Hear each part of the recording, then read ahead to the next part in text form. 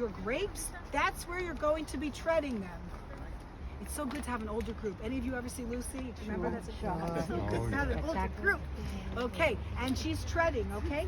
She's treading exactly where they pick them, because they're not like our olives, which you can actually schlep, or our wheat that you can put down on the backs of the donkeys and take to the threshing floor. These need to be done pronto. So when they're ripe, they're only ripe less than a month out of the year, usually 2 weeks, and then you're finished. You got to tread.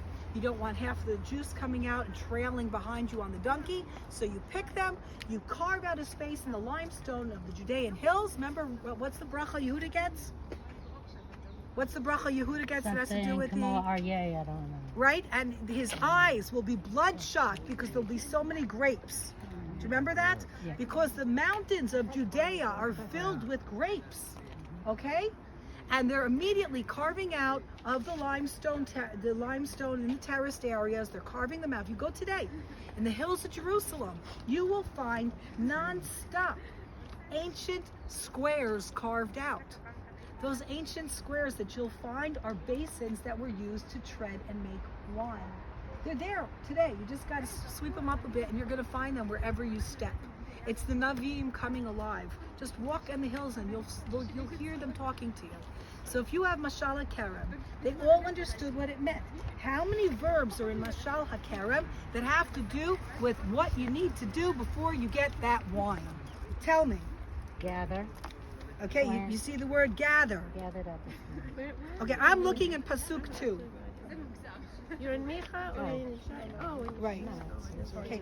Under the word grapes, I apologize. There's a pasuk from Micha, and right after that it goes into Isaiah. So what is Isaiah telling us that they're doing first?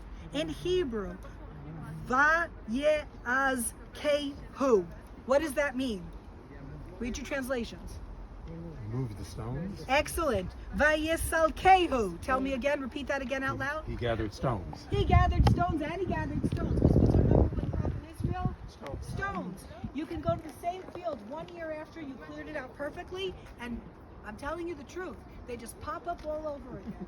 So before you even start thinking about planting in a field or even putting down seeds, you have to clear the fields from the stones.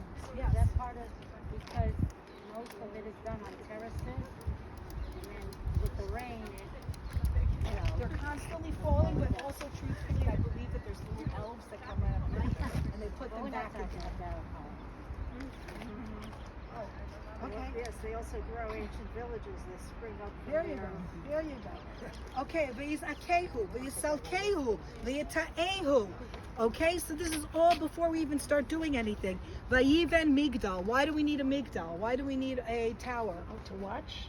Exactly. Why do we have to watch over our grapes? Because like it's a boiled water never boils if you're watching it, right? So why are we putting up watchtowers in our vineyards? the animals, birds.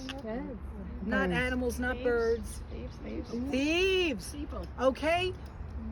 By the time summer comes in Israel, we have no more water left in our cisterns. Our grape juice, our wine becomes our living sustenance. It's very valuable. Okay, the people live in these watchtowers. Whole families, like I said, they're going out for 2 weeks out of the year. They're gathering in the grapes. They're treading them and making juice. They're putting them in the bottom part of these watchtowers. Till today, have you ever been out